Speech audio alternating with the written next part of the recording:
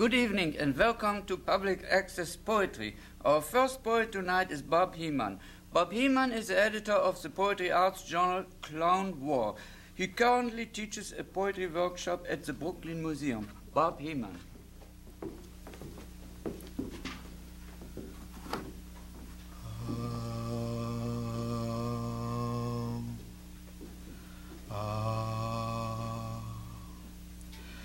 Emerged from a sandy womb, he picked the clouds like hanging grapes.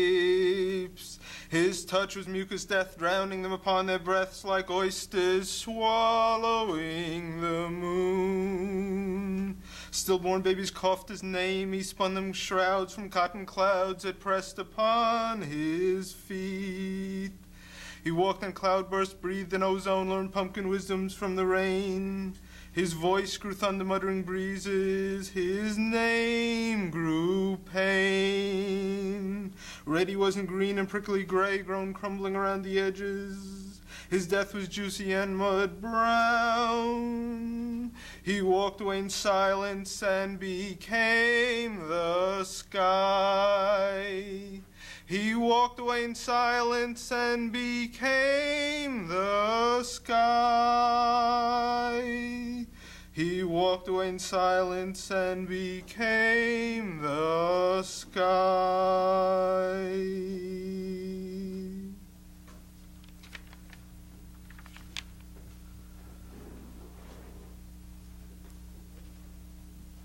Spiraling slowly through the void, clutching silent keys for 10,000 locked doors.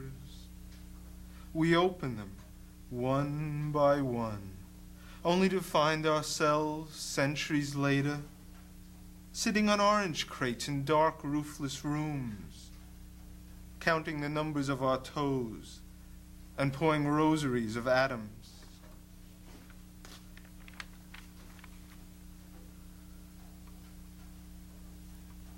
It rests on your back like an old promise.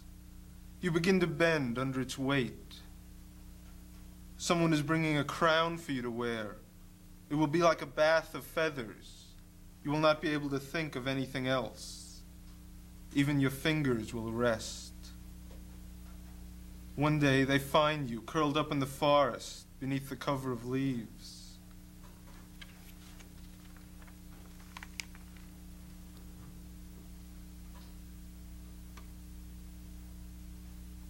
Don't feel like you must say something just because you have a mouth. It is a common enough affliction. You needn't be ashamed. You'll pass such things once, twice, many times in your life. In the old village, we would call that prayer.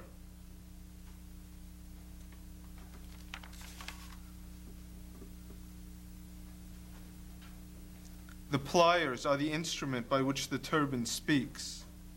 Each layer of inflamed cloth cries out to be first. The hands have learned their lessons well. In the ear, a tiny voice is speaking the noise of the forehead, a white-hot penny dropped into the mouth of the sea.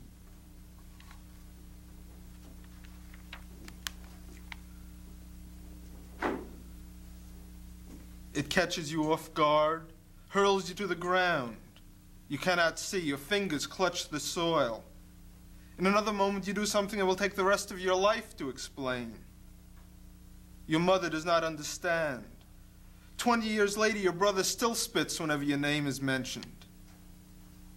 You grow old all alone, and older still. Your relatives think you will never die. One of them brings you some homemade cake.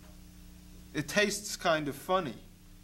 That night, you dream of a man who walks in the wake of a flood. His shoes make sucking noises in the mud. He has no memory.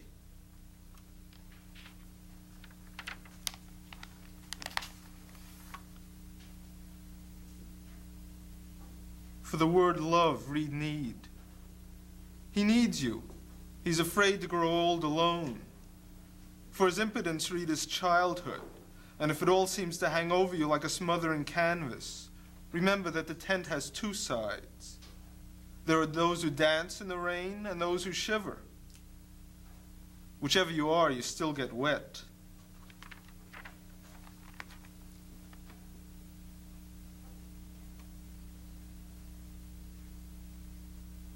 Relax down into the tensions. Count the numbers again, this time slowly. After the death comes decay. The electrons are always in motion. When the hand stops, when the breath stops, when the light stops, when the chorus in the inner ear hums down for the final time, and you feel like singing, an old stray melody you've always known.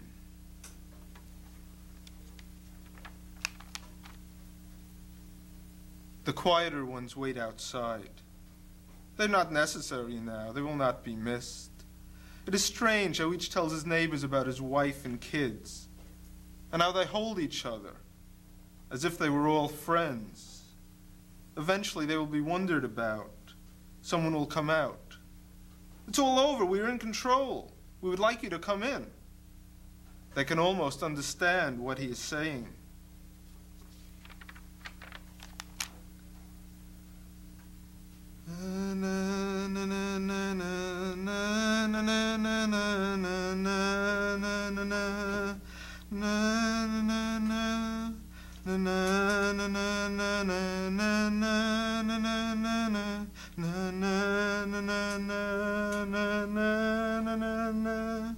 She ran through the snowdrifts, whiter than ever. She ran through the hills, caught by a dove.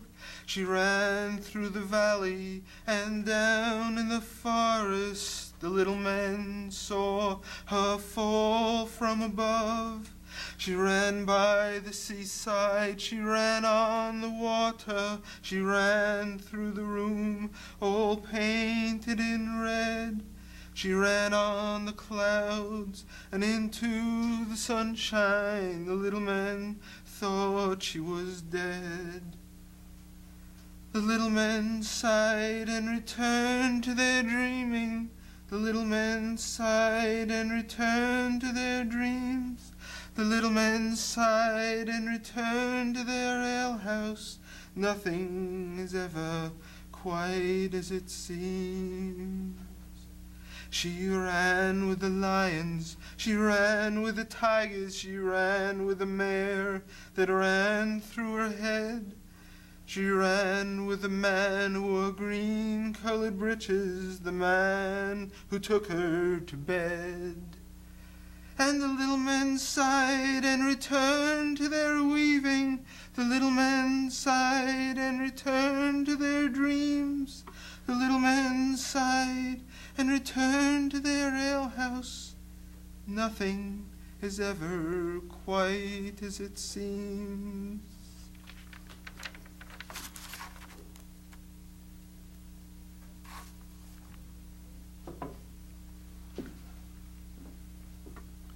They passed the cup into the void. They passed the charm across her face. Her mouth was closed. She didn't breathe.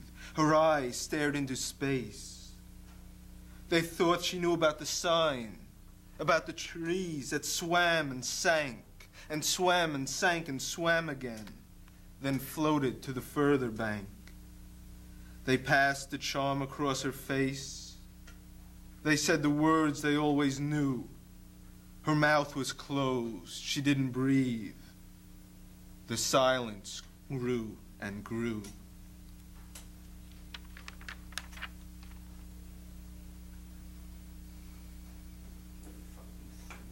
And he remembered how when she died, they stuffed her and set her on the porch. And how everyone came around and they just stare and don't say nothing or do nothing. Except in...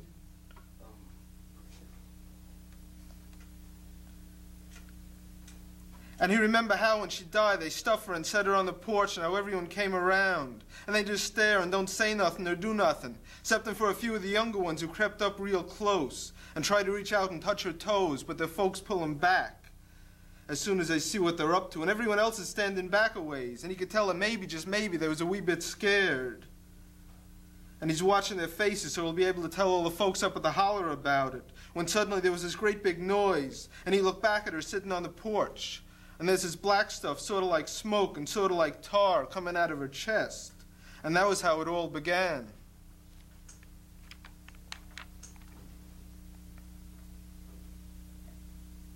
Salad days. There is much to do to be a father. You move the blade casually to your left hand. Even after the ceremony, the aches did not end. She sighed and shoved away the plate of beets. You alter the arrangement slightly. The man with the derby is sighing again. There are 5 eggs left in the refrigerator. And then there was the one about the baby who forgot to cry. The envelope was half an inch too short. Your dog always had a passion for carrots. It was not easy for her to adjust either. You always thought that it blurred the eyes. She told you her underwear was too tight. The paper said nothing about the air crash in Peru. Suddenly it began to snow. The man with the derby taps you on the shoulder. She just couldn't make it get hard. Do you remember how to play marbles? No one could be seen in the viewfinder of the camera. Tomorrow is her birthday. She tasted a small slice of cheese. You discover that water is made of oxygen and hydrogen. I touched her ear gently with my tongue. The night became very cool. Perhaps he didn't know any better. Whenever she was nervous, she'd wash the ashtrays. He felt that he understood blood. The man with the derby rattled his newspaper violently. She told me I made her nervous.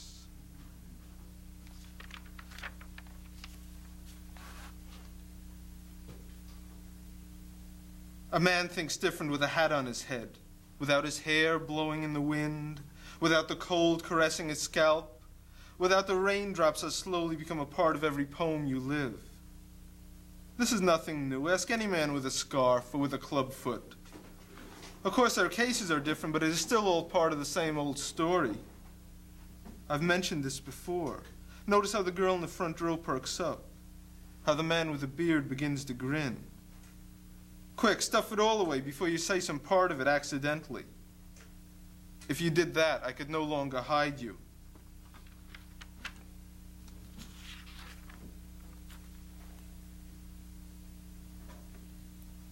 When he was given the game to play, he thought it was a test.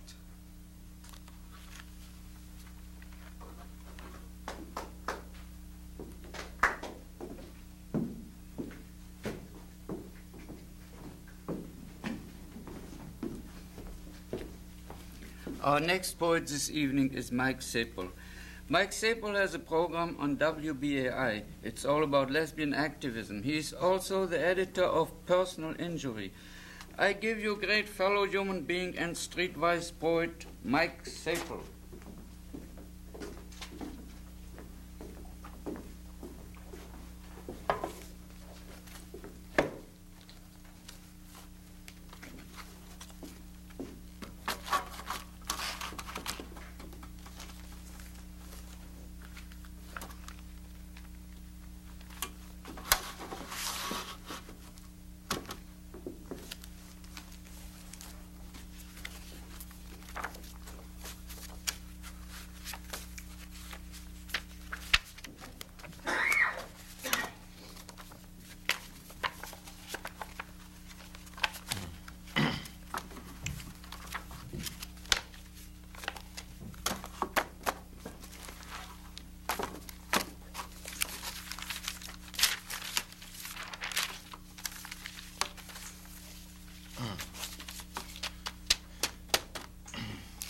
The title of this composition is Next.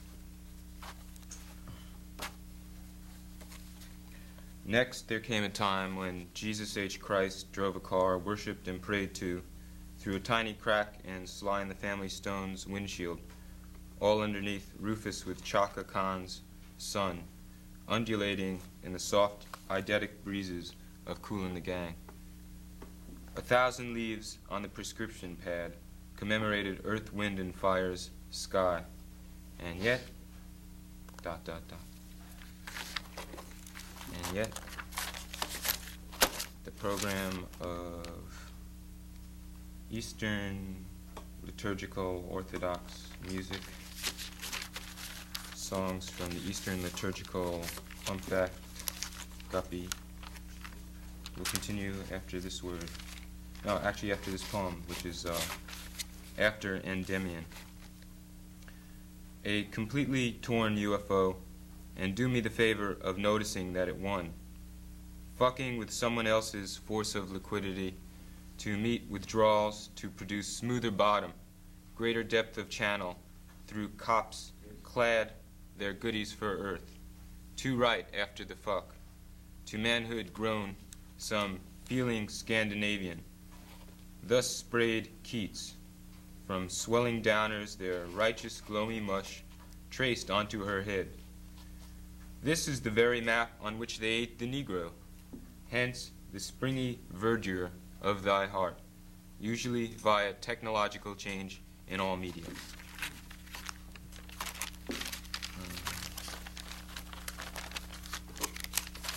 I went to... Can you keep it down back there? I'm trying to do the reading on TV.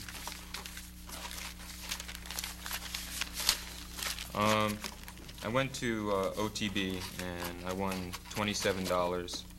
I went with some friends of mine. We won $27 on Affirmed, and my share came to 5/12 of $27. And this didn't inspire me to write this next poem. I just wanted to gloat on television on the fact that I won Looking Dirty. This is called Enigma Cream. The carpenter loves his carp. It smells incontrovertible. The mystic loves his mist. It smells noisome. The laundress loves her lawn. The guru his goo. The comedian his cum. It smells quiescent. The surgeon loves his surge. The homosexual his home. The earner loves his urn in general. The pilot loves his pie. It doesn't smell. The student loves his stew. The soldier loves his soul. It evinces an odor. The mother loves her moth. By now, who cares whether the mental patient loves his men, or that the electrician loves his elect, or if the garbage man's beloved garb smells or not? Who the hell cares?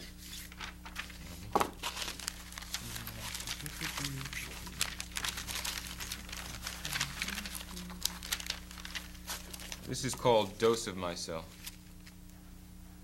Why does the homosexual parent have a crisis in bed? I sucked on that onus cube last Wednesday.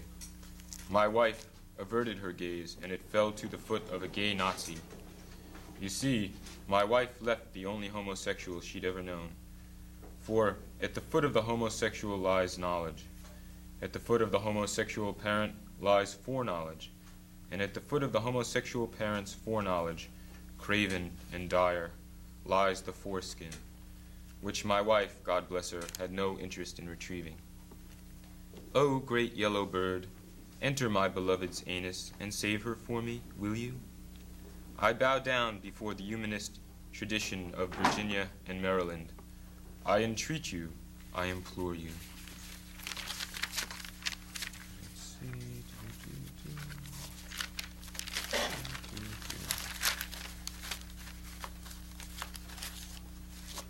And this next poem did not come out of my great involvement with the works of the poet Walt Whitman, who I've never read, but somehow I just thought of him.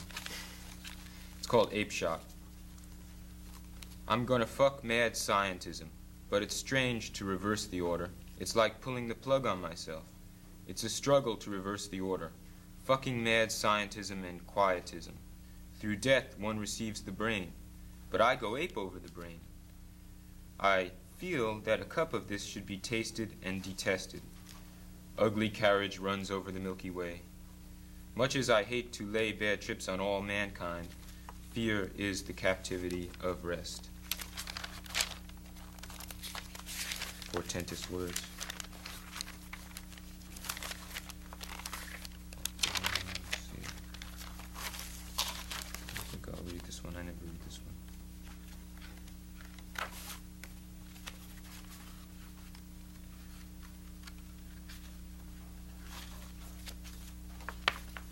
But first I'll read this one. I like to call this composition shelf life. So I'll call it that. Shelf life. Fucked hit the Spanish lever, a ghost penis shared in our respective organs. Another body symbolized, another bone sucked, but with aspersion cast with sister. Sportive aspect and space sister's tethered, fringed version. Fucked ghost cock. The winged petal escapes this earthly parachute. Fucked comes abreast, worked out for obeisance on that requisite spume, cool for love or the loved one's nipple. $250 was lost that way. Off a similar curdled middle-brow nipple, spaced sister's mammal dug a hole and burrowed under with food in it, but not for eating.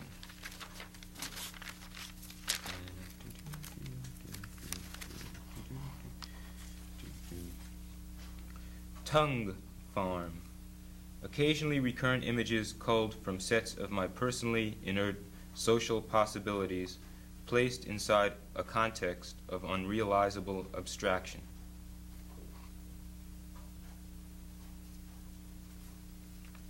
Thought balloon. Tonight's topic, what Freud, Marx, and Darwin had in common.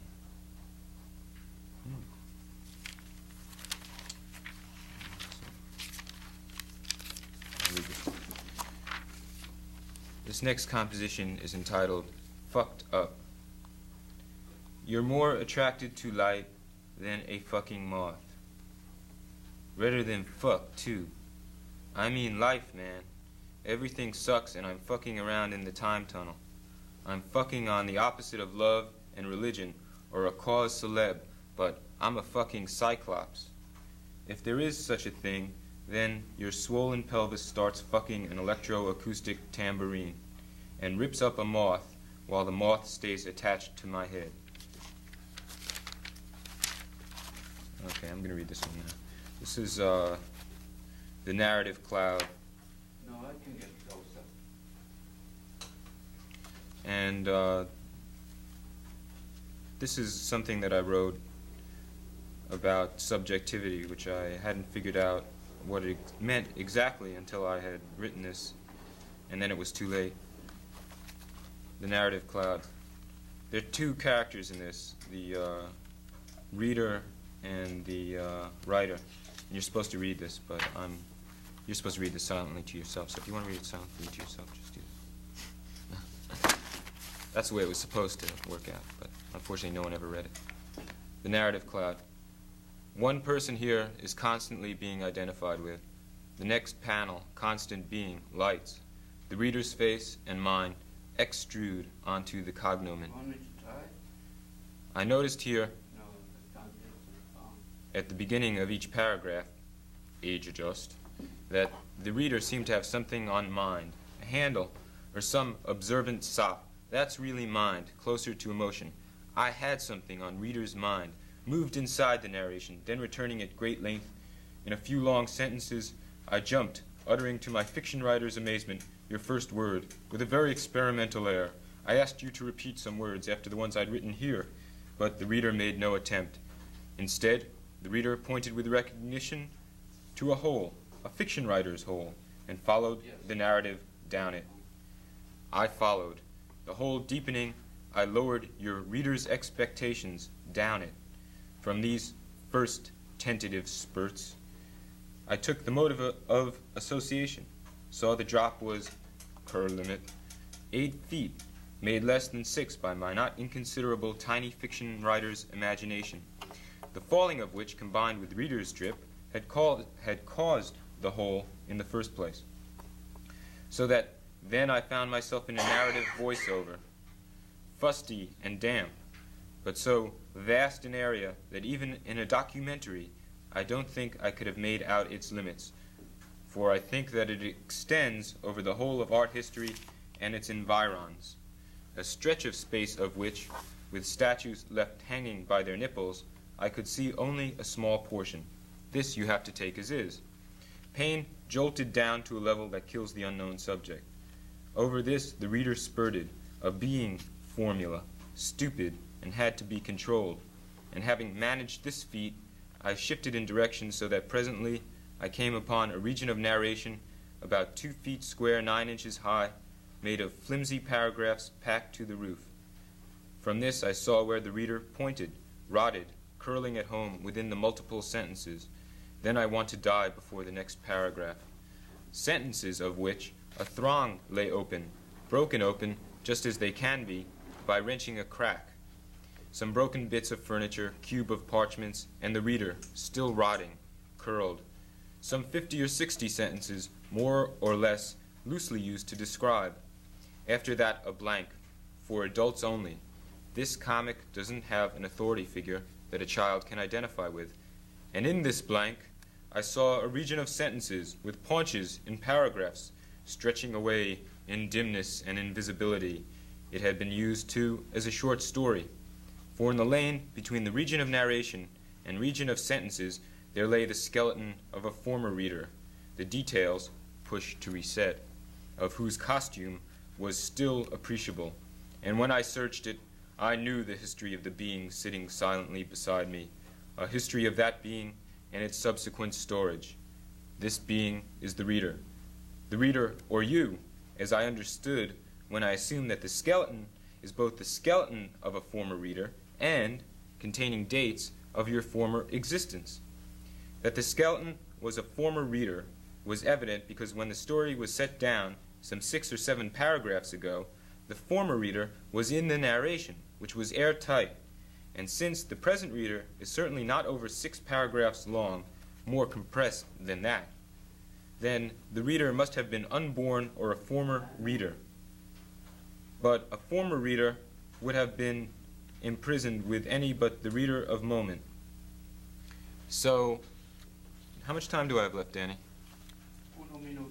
Oh, well, I can't finish this, unfortunately. I'll just go right to the end. I'm sure you figured out where this is going by now. However, the white doesn't admit defeat. Begins another narration. It follows that if this is the case, then the white scheme is a flaw, at the point where the narration has been wiped carelessly on the other side of that paragraph called The Reader's Love. Forethought rambles down a flight of carpeted narration, very dislocated. I can't realize the reader. No more readers down here after me. If the prerequisite reader is out of the narration for 5 minutes, then I can't realize the reader. Accept it.